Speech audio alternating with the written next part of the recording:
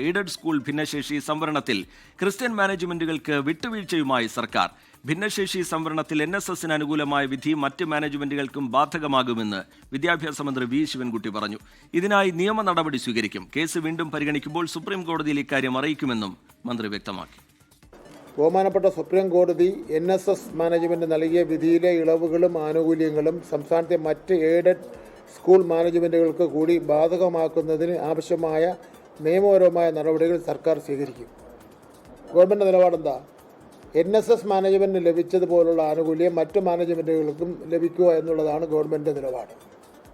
ആ നിലപാട് കോടതിയെ അറിയിക്കും. അങ്ങനെ ക്രൈസ്തവ മാനേജ്മെൻറ്റുകളുടെ സമ്മർദ്ദങ്ങൾക്ക് കീഴ്പ്പെട്ടൊന്നും വ്യാഖ്യാനിക്കേണ്ട കാര്യമൊന്നുമില്ല.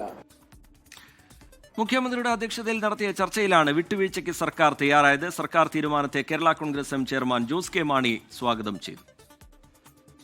അധ്യാപക നിയമനവുമായി ബന്ധപ്പെട്ട് നമുക്കറിയാം പല ബുദ്ധിമുട്ടുകൾ ഇപ്പോൾ വന്നുകൊണ്ടിരിക്കുകയാണ്. പ്രത്യേകിച്ച് സുപ്രീം കോടതിൻ്റെ ഒരു തീരുമാനം, ഒരു ഓർഡർ അനുസരിച്ചാണ് ഇപ്പോൾ NSSന് അനുകൂലമായ തീരുമാനമെടുത്തു. അതേ സമാനമായ വളരെയധികം മാനേജ്മെൻ്റ് ഉണ്ട്. ക്രൈസ്തവ സഭയുടെ മാനേജ്മെൻറ്റ് മാത്രം പല മാനേജ്മെൻറ്റുണ്ട്. അവർക്കും ഇത് ബാധകമാണ് എന്നുള്ള ഒരു ആർഗ്യുമെൻ്റാണ് ഇപ്പോൾ മാനേജ്മെൻറ്റ് മുന്നോട്ട് വെച്ചിരിക്കുന്നത്. ഇപ്പോൾ സുപ്രീം കോടതിയിൽ വരുമ്പോൾ ഇത് കൊടുക്കണം എന്ന് വാദിച്ച് ഇത് കൊടുക്കുവാനുള്ള തീരുമാനം ഇപ്പോൾ അല്ലെങ്കിൽ അങ്ങനെ ഒരു തീരുമാനമെടുത്തത് വളരെയധികം സ്വാഗതം ചെയ്യുന്നു. ഉമേഷ് ബാലകൃഷ്ണൻ വിവരങ്ങളുമായി തിരുവനന്തപുരത്ത് നിന്ന് ചേരുന്നുണ്ട്. ഉമേഷ്, തദ്ദേശ തെരഞ്ഞെടുപ്പും നിയമസഭാ തെരഞ്ഞെടുപ്പും പടിവാതിൽക്കൽ നിൽക്കുകയാണ്. സഭാ നേതൃത്വത്തോട് ഇടഞ്ഞു നിൽക്കുന്നത് തിരിച്ചടിയാകും എന്ന കണക്കുകൂട്ടൽ സർക്കാരിനുണ്ട്. മുഖ്യമന്ത്രിയുടെ ഇടപെടൽ, പിന്നീട് സഭാ നേതൃത്വവുമായി നേരിട്ട് വിദ്യാഭ്യാസ മന്ത്രിയുടെ കൂടിക്കാഴ്ച, അതിനൊക്കെ ഒടുവിൽ നേരത്തെ ഉണ്ടായിരുന്ന ഒരു കടുംപിടുത്തത്തിൽ നിന്ന് സർക്കാർ അയയുന്നുണ്ട്. കടുംപിടുത്തമെന്ന് വിശേഷിപ്പിക്കുമ്പോൾ സർക്കാരിന് ഇതിലൊന്നും ചെയ്യാനില്ല. സുപ്രീം കോടതിയുടെ നിർദ്ദേശം അനുസരിച്ചാണ് സർക്കാർ പ്രവർത്തിച്ചത്. അതിനപ്പുറത്തേക്ക് എന്തെങ്കിലും ചെയ്യാനുണ്ടെങ്കിൽ മാനേജ്മെന്റുകൾ നേരത്തെ ചെയ്യണമായിരുന്നു എന്ന നിലപാടാണ് സർക്കാരിൻ്റേത്. ഇപ്പോഴൊരു സമവായം രൂപപ്പെട്ടു വരികയാണോ? സർക്കാർ ഒരടി പിന്നോട്ട് പോവുകയാണോ? ഉമേഷ് ബാലകൃഷ്ണൻ. രജിത്ത്, എന്തായാലും സർക്കാർ ഒരു വിട്ടുവീഴ്ചയ്ക്ക് തയ്യാറായിരിക്കുന്നു. ഇന്ന് രാവിലെ മുഖ്യമന്ത്രിയുടെ അധ്യക്ഷതയിൽ ചേർന്ന നിർണായക യോഗത്തിലാണ് ഇത്തരമൊരു തീരുമാനത്തിലേക്ക് എത്തിയത്.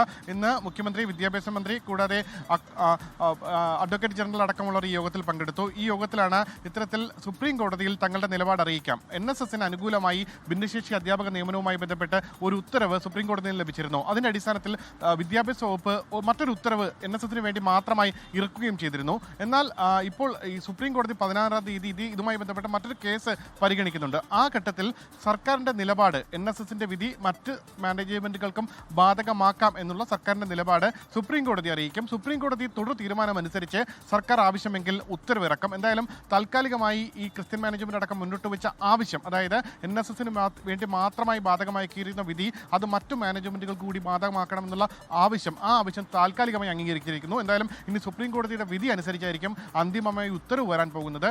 എന്തായാലും ജില്ലാ സമിതികളും സംസ്ഥാന സമിതികളും ഈ നിയമനങ്ങൾ വേഗത്തിലാക്കാൻ സംസ്ഥാന സർക്കാർ രൂപീകരിച്ചിരുന്നു, വിദ്യാഭ്യാസ വകുപ്പ് രൂപീകരിച്ചിരുന്നു. ആ സമിതികളുടെ പ്രവർത്തനം തുടർന്നും അതേ രീതിയിൽ മുന്നോട്ട് പോകും. അത് ഇത്തരത്തിൽ ഭിന്നശേഷി നിയമനങ്ങളുമായി ബന്ധപ്പെട്ടുള്ള നടപടികൾ വേഗത്തിലാക്കാൻ വേണ്ടിയാണ്. എന്നാൽ സമാനമായി സർക്കാർ നിലപാട് അത് സുപ്രീം കോടതിയിൽ അറിയിക്കുകയും സുപ്രീം കോടതി അതിലെന്ത് തീരുമാനമെടുക്കുന്നു അതിനനുസരിച്ച് മാനേജ്മെന്റുകൾക്ക് അനുകൂലമായ നിലപാട് വിദ്യാഭ്യാസ സ്വീകരിക്കുമെന്നുമാണ് വിദ്യാഭ്യാസ മന്ത്രി അറിയിച്ചിരിക്കുന്നത്. T K Rajith.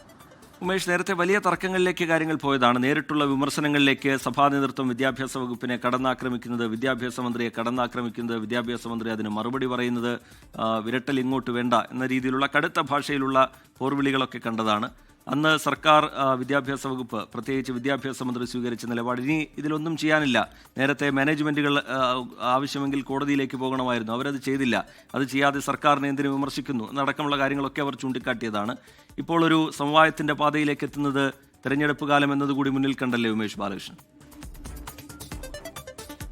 തീർച്ചയായും അങ്ങനെ വിലയിരുത്തേണ്ടി വരും. കാരണം സർക്കാർ, പ്രത്യേകിച്ച് വിദ്യാഭ്യാസ മന്ത്രി ഒരേ നിലപാടിൽ തുടരുകയായിരുന്നു. അത് ഈ വിവാദം നിയമസഭയിലടക്കം വന്നപ്പോഴും വിദ്യാഭ്യാസ മന്ത്രി ആ നിലപാടിൽ ഉറച്ചു നിൽക്കുകയായിരുന്നു. അതിനുശേഷം KCBC അധ്യക്ഷൻ മുഖ്യമന്ത്രിയെ കണ്ട് ഇതുമായി ബന്ധപ്പെട്ട് ഒരു സമവായ സാധ്യത അപേക്ഷിച്ചിരുന്നു. അതിൻ്റെ അടിസ്ഥാനത്തിൽ മുഖ്യമന്ത്രി കൂടി ഇടപെട്ടുകൊണ്ടാണ് അതിനുശേഷം KCBC അധ്യക്ഷനും വിദ്യാഭ്യാസ മന്ത്രിയും കൂടിക്കാഴ്ച നടത്തി. അതോടുകൂടിയാണ് ഇതിനൊരു സമവായത്തിലേക്ക് കാര്യങ്ങൾ നീങ്ങിയത്. എന്തായാലും തദ്ദേശ സ്വയംഭരണ തെരഞ്ഞെടുപ്പ് പടിവാതിലാണ്. അതിനു മുൻപ് തന്നെ ഏതെങ്കിലും തീരുമാനങ്ങൾ പ്രഖ്യാപിക്കും പ്രഖ്യാപിക്കണമെങ്കിൽ അത് പ്രഖ്യാപിക്കേണ്ടത് സംസ്ഥാന സർക്കാരിന്റെ കൂടി നിലനിൽപ്പിന്റെ ആവശ്യമാണ്. അതുകൊണ്ടാണ് സുപ്രീം കോടതി വിധി അല്ലെങ്കിൽ സുപ്രീം കോടതി അനുകൂലമായി അഫിഡവിറ്റ് കൊടുക്കും എന്ന് പറയുമ്പോഴും അതിന് മുൻപ് തന്നെ സംസ്ഥാന സർക്കാർ അത് പ്രഖ്യാപിച്ചുകൊണ്ട് മാനേജ്മെന്റുകളെ തങ്ങളുടെ നിലപാട് അറിയിച്ചതോടുകൂടി ഒരു പ്രത്യക്ഷ ഒരു പോർവിളി അത് അവസാനിപ്പിച്ച് സ്വാഭാവികമായി അത് സർക്കാരിന് ഒരു മേൽക്കൈ എന്തായാലും മാനേജ്മെന്റുകളെ ഒരു സമവായത്തിലെത്തിക്കാൻ കഴിഞ്ഞു എന്നുള്ളത് കൊണ്ട് സർക്കാരിനും വിദ്യാഭ്യാസ വകുപ്പിനും താൽക്കാലികമായ ഒരു മേൽക്കൈ ലഭിച്ചു കഴിഞ്ഞിട്ടുണ്ട്.